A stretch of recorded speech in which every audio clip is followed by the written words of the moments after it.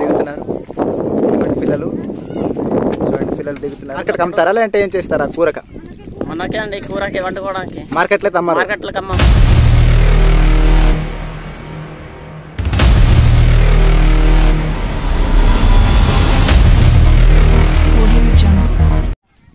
Hi friends, మీరు చూస్తున్నారు tribal culture activities.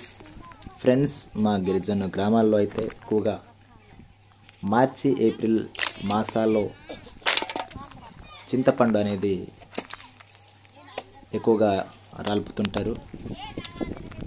పండిపోయి ఉంటుంది కాబట్టి చింతపండుని అయితే రాల్పేసి కొందరు గిరిజనులు అయితే అమ్ముతుంటారు. మరికొందరు అయితే కూర కోసం వాటిని నిల్వ చేసుకుంటూ ఉంటారండి.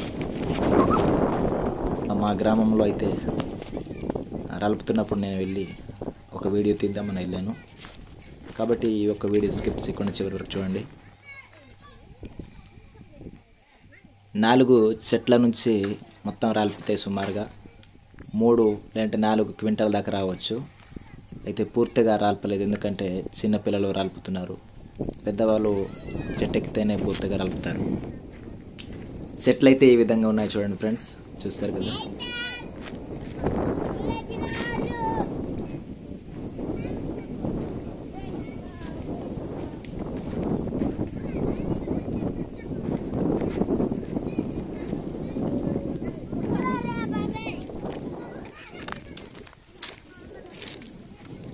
చెట్టు నుంచి రాలిపిన చింతపండుని అయితే పిల్లలు అయితే ఏరుతున్నారు, చూస్తారు కదా ఫ్రెండ్స్.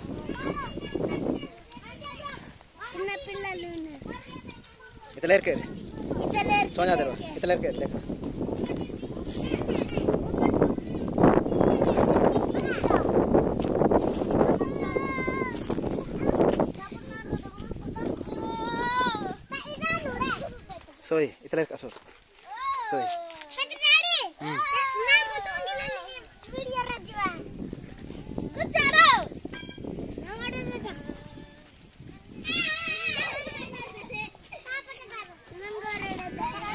एलाम की दे ना यहां वीडियो పెట్టా सोई హిట్టింగా ఫ్రెండ్స్, చూస్తారు కదండి ఈ విధంగా చిన్న పిల్లలు అయితే పై నుంచి దులిపే దాన్ని అయితే కింద చూడండి, కింద రాలిపోయింది కదా. ఇప్పుడు రాలిపోయిన దాన్ని అయితే ఈ చింతపండునైతే పిల్లలు ఏరుతున్నారు. చూడండి ఎంత చక్కగా ఏరుతున్నారు పిల్లలు. చూడండి ఒకసారి ఏరకరి లజాదు. చూడండి పిల్లలు ఏరుతున్నారు. ఇదిగోండి ఫ్రెండ్స్, చూడండి ఇసాక అయితే చెట్టు పైన ఎక్కేసి ఇప్పుడు దిగడం జరిగింది. చూసారు కదండి పిల్లలు ఇప్పుడు దిగుతున్నారు. చూడండి చెట్టు పైన ఎక్కేసి దిగుతున్నారు. ఇదిగోండి పిల్లలు, చూడండి పిల్లలు దిగుతున్నారు. చెట్టు ఎక్కేసి వాళ్ళే రాలిపోయారండి, ఇప్పుడు దిగుతున్నారు. చూడండి ఇదిగోండి ఫ్రెండ్స్, మరి కూర్చొని చక్కగా పిల్లలు అయితే సేద తీరుతున్నారు.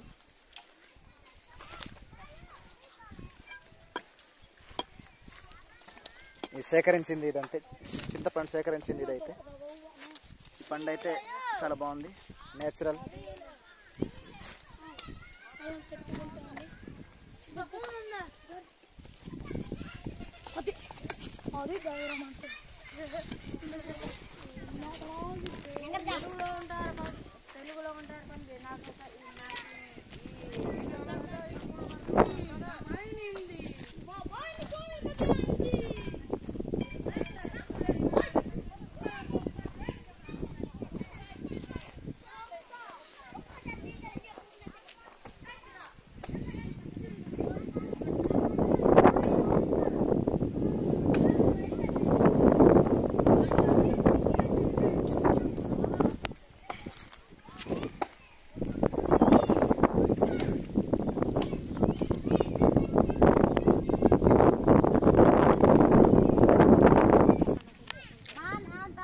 ఫ్రెండ్స్, చూస్తారు కదండి ఈ విధంగా అయితే సేకరించారు. చెట్టు పై నుంచి రాల్పింది ఇవైతే ఒకే కుటుంబ సభ్యులు అయితే వీటిని యూజ్ చేయరండి. ఒకే కుటుంబ సభ్యులు అయితే మాకు మాత్రం కావాలనుకోరు. మరి గ్రామస్తులందరికీ కూడా ఎంతో కొంత పంచి పెడుతుంటారు. అడిగి తెలుసుకుందాం. ఇదిగోండి మన మధ్య ఉన్నారు శాంతివదన గారు. మరి ఇలా సేకరించిన చింతపండును అయితే ఏం చేస్తారు? ఒకే కుటుంబం వాళ్ళు తింటారా లేదంటే గ్రామస్తులతో అంటే ఏమైనా షేర్ చేసుకుంటారా? షేర్ చేసుకుంటామండి 10 మంది 10 ఇంట్ల నుంచి. ఫ్రెండ్స్ మన మధ్య అయితే వాసన ఉన్నారండి, ఆయన అడిగి తెలుసుకుందాము. ఈ చింత చెట్టు ఎవరిది? ఈ చింత చెట్లు ఎవరిది అని చెప్పన్నా. ఈ చింత చెట్లు ఎవరిది? మాయ వాళ్ళది. అదిగోండి మాయ గారు నరుకుతున్నారు, చెట్టు నరుకుతున్నారు, చూసారు కదండి.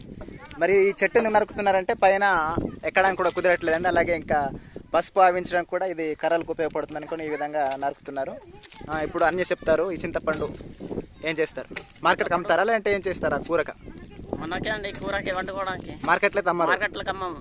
చాలా మంది గిరిజనులు అయితే మార్కెట్కి తీసుకెళ్తుంటారు, కానీ మీరైతే? మేమైతే తీసుకెళ్ళాము, మాకే చాలదు. 20 కుటుంబం నుంచి పంచుకోవాలి. 20 కుటుంబాలు పంచుకుంటారండి.